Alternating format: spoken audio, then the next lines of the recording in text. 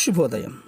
Global బెతేనియా Calvary ministry తరపున ఈ ఉదయకాల సమయంలో మరొకసారి మీ అందరితో కూడా కలుసుకుని దేవుని యొక్క పరిశుద్ధమైన మాటలు ధ్యానించుటకును దేవుడు నాకు ఇచ్చిన మధురమైన అవకాశంను బట్టి నేను దేవునికి ప్రత్యేకమైన వందనాలు తెలియచేసుకుంటూ ఉన్నాను.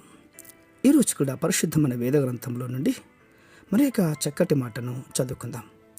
యోహాను సువార్త 9వ అధ్యాయము 4వ వచనాన్ని నేను చదువుతున్నాను. దయచేసి గమనించండి. యోహాను సువార్త 9వ అధ్యాయము 4వ వచనము. పగలున్నంత వరకు నన్ను పంపిన వాని క్రియలు మనము చేయుచుండవలేను. రాత్రి వచ్చుచున్నది, అప్పుడెవడను పని చేయలేడు. దేవునికి స్తోత్రం కలుగునుగాక.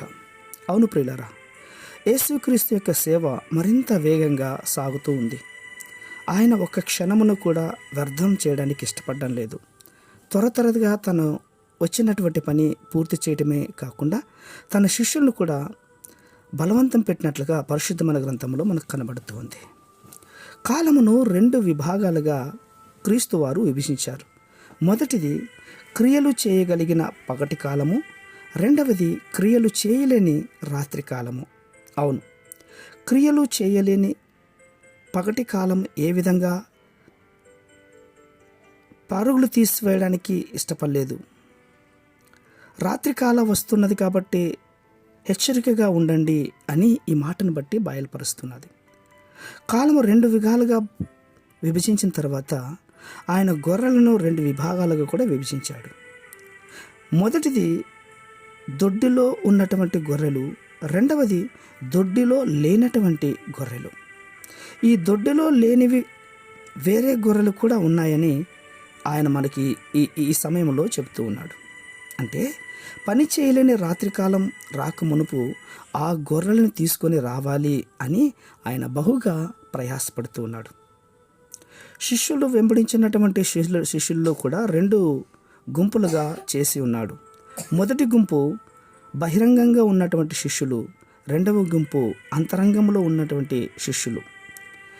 యేసుక్రీస్తు వారు ఎన్నుకున్న 12 మంది బహిరంగమైనటువంటి శిష్యులు.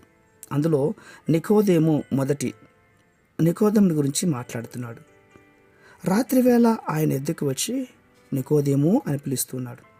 అలాగే యేసుక్రీస్తు చనిపోయిన తర్వాత మృతదేహాన్ని తీసుకొని వెళ్ళడానికి వచ్చిన యోసేపును గురించి యూదులకు భయపడి ఆయన రహస్యంగా యేసును తీసుకోవడానికి వచ్చినటువంటి అరిమితి అయిన యోసేపుగా కనబడుతున్నాడు. పిల్లలు గమనిస్తున్నారా? సిలువ వేయబడిన క్రీస్తును తన తండ్రికి తన ఆత్మను అప్పగించినప్పుడు అక్కడ ఉన్నటువంటిది ఎవరు? ఆయన అంతరంగ శిష్యులే. పగలు ఉన్నంత వరకు ఆయన వెంబడించారు. పని చేయలేని రాత్రికాలం వచ్చుచున్నది అని చెప్పినా కూడా గుర్తుపెట్టకుండా వారు పరుగులు తీసి వెళ్ళిపోయారు. కారణం, రాత్రి బలంగా ఎదుర్కొనే శక్తి వారికి లేకపోవడమే. అవును, అందుకే ప్రభువారు హెచ్చరిస్తున్నారు, రాత్రి వచ్చుచున్నది, అప్పుడు ఎవడునూ కూడా పని చేయలేడు. ప్రియులారా, మనము కృపాకాలం యొక్క చివరి ఘడియలో జీవిస్తున్నాం. కృపాద్వారము మోయవేయబడుచున్నది, ఆఖరి క్షణంలో చేరి ఉన్నాం. ఇక రానయ్యున్నటువంటిది అంత్యకాల పరిపాలన కాలం. కాబట్టి ఇక మీదట వచ్చుచున్నటువంటి సమయంలో ఎవరు కూడా పని చేయలేం. ఆ కాలం రాక మునుపే యేసుక్రీస్తును సొంత రక్షకునిగా ఆత్మతో సత్యముతో స్వీకరించు. దేవుడు మనకు దయచేసి పగలున్నంత వరకు ఆయన సిలువను మోస్తూ ఆయన కొరకు జీవించేవారుగా జీవిద్దాం. అనేక మందిని క్రీస్తు వైపు మళ్ళిద్దాం. ప్రేమ నమ్మకమైన మా ప్రియ పరలోకపు తండ్రి, చాలా స్పష్టంగా సూటిగా మాతో ఉంటున్నారు నాయన. పగలున్నంత వరకు మాత్రమే మేము పని చేయగలుగుతాం. రాత్రి ఎవరు కూడా పని చేయలేము నాయన. ఈ మాటలు వింటున్న బిడ్డలందరూ కూడా మీ యొక్క విలువైన పని చేసేవారుగా ఆశీర్వదించండి, గొప్ప కార్యం చేయండి. అట్టి కృప మీరు అనుగ్రహిస్తున్నదికి స్తోత్రాలు అర్పించుకుంటూ చిన్న ప్రార్థనను మా రక్షకుడిని యేసయ్య నంబట అడిగి వేడుకొని పొందించున్నాం మా తండ్రి.